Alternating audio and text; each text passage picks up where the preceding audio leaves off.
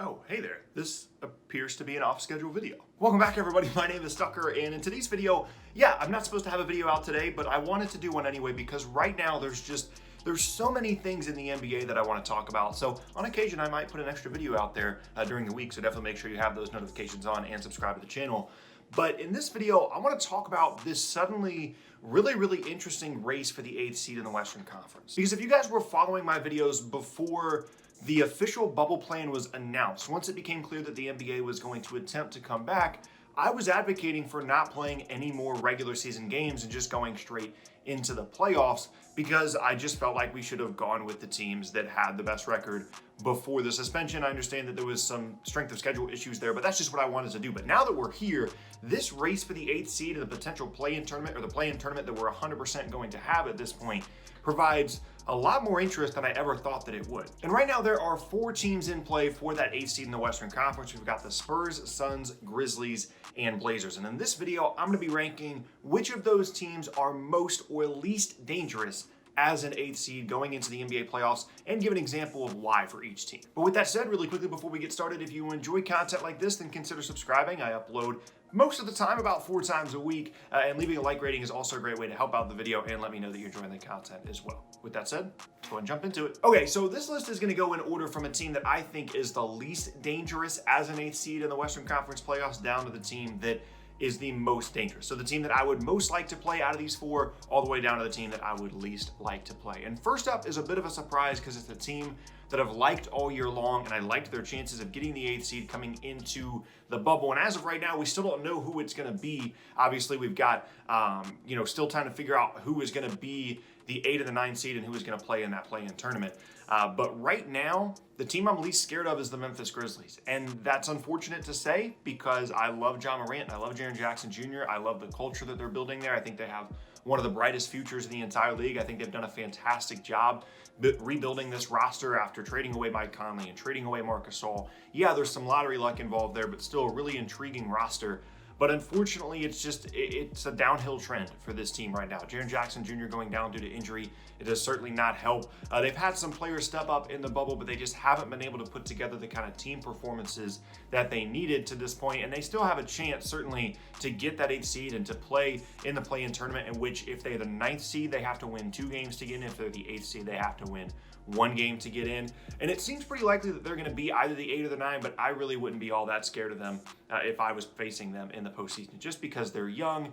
And there are a couple of teams in this that are playing extremely well right now and are on an upward trajectory, and right now the Grizzlies are just on their way down. So for me, I think they're the least dangerous 8th seed out of any of these 4 teams. And next up now is a team that I wanted to put higher, but the more and more I looked and really evaluated this, I ended up putting them at number 3 here, and it's a team that I talked about in yesterday's video.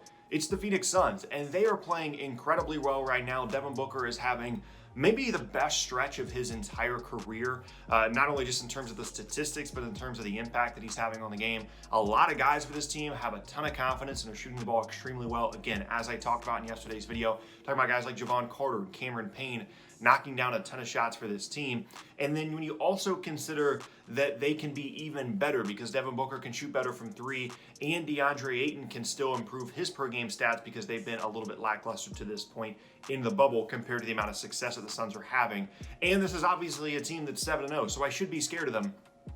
But the other 2 teams on this list, when it comes down to the playoffs, I trust them more if I'm on their side, and I fear them more if I'm on the opponent's side. Nothing against the Suns. They're having a fantastic end of the season, and it'll be really interesting to see them in the postseason to see if they could continue this run of success. But for me personally, it's just a team that doesn't have a ton of playoff experience. Similar to the Grizzlies, they're young, and even though they're on such an upward trajectory right now, I'm going to go with them as the 3rd most dangerous team out of these 4 potentially for the 8th seed in the West. Next up now is a team that isn't getting a ton of attention out of these 4, but is playing well, and I would be almost terrified of as the 8th seed, and it's the San Antonio Spurs. And they almost went number 1 for a couple of reasons here, but the reason that they are number 2, the reason they're ahead of the Suns and the Grizzlies is, of course, you've got Greg Popovich as your coach, the amount of playoff and championship experience that he brings to the table is definitely going to be a concern. They have experience in the past of getting upsets as a lower seeded team, and they've caused some issues in the last few postseasons for teams as well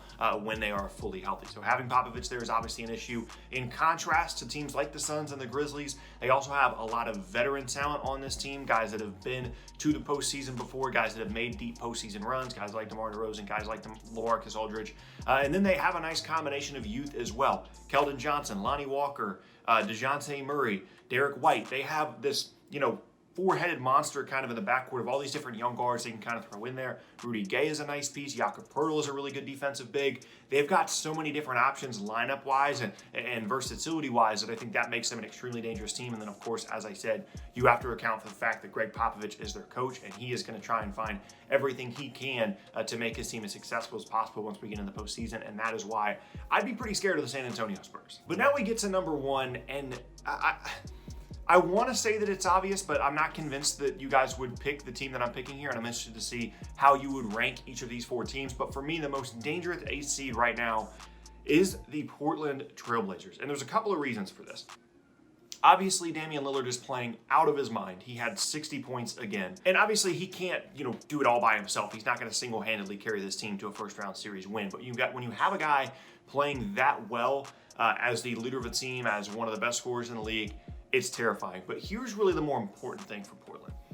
Their record that they had coming into the bubble and that they had throughout the regular season doesn't really match up with the talent that they have on this roster. And yes, there are some players that were underperforming, and it's not a super well put together roster, especially on the wings.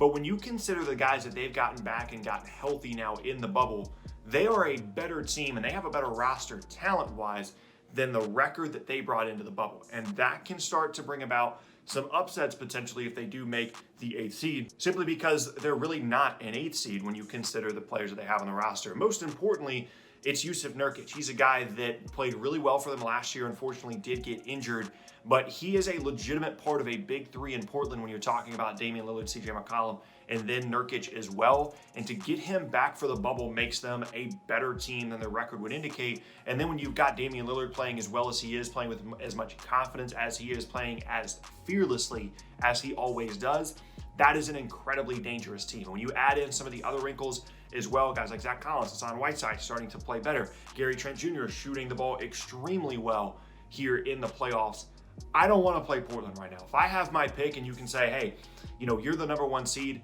which one of these teams do you least want to play out of these four? You get to pick your opponent. I'm staying as far away from the Blazers as I can.